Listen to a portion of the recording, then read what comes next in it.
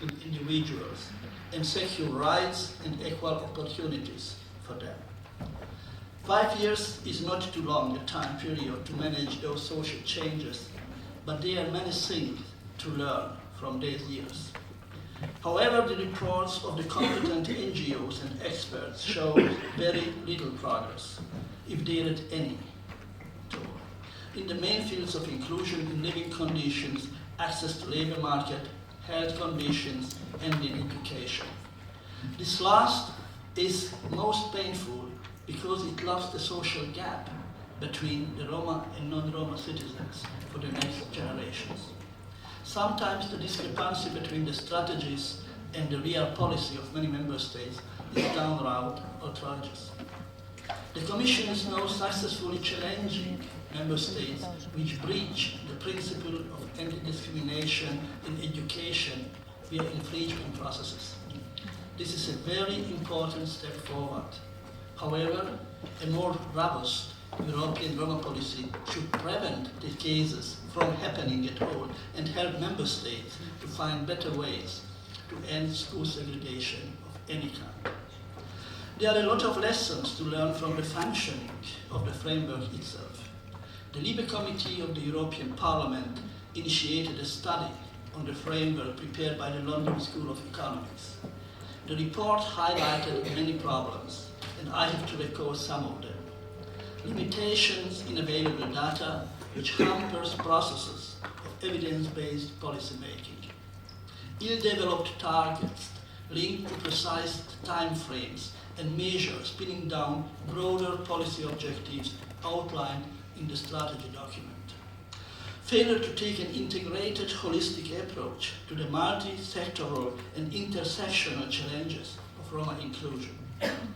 Limitations in funding levels for Roma inclusion and weak alignment between policies and funds. Weak or non-existent monitoring and evaluation procedures. I'm sure many of the participants of this conference could add new items to that list.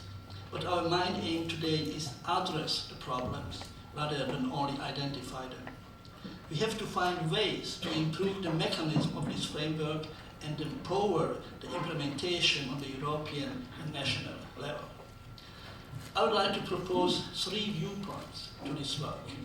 First of all, we have to rethink the entire monitoring system of the National Roma Strategies and framework itself to create a more effective evidence-based policies. We need more and better data on the conditions of Roma people. We have to develop and agree on clear milestones and have to monitor the progress on it. The EU funds should be clearly linked to achieve real progress. In the field of monitoring, the experience and work of NGOs are very important. I am very disappointed that the pilot project initiated by my former colleague Kinga Göns, which could support the capacity building of NGOs to take part in the monitoring, haven't begun to operate yet, despite a strong and continued support by Parliament.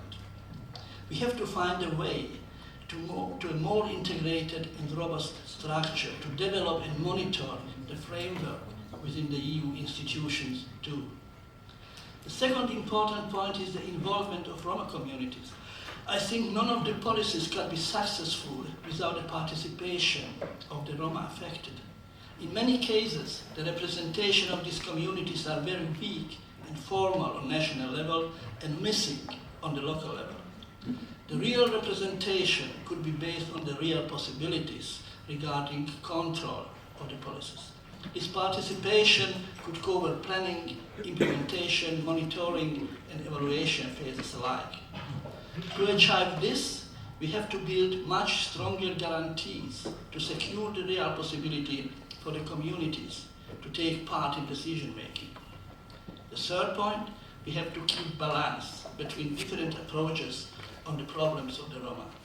Implementing effective anti-discrimination policies, fighting anti-Gypsyism at local, national, and European level is crucial, but not enough.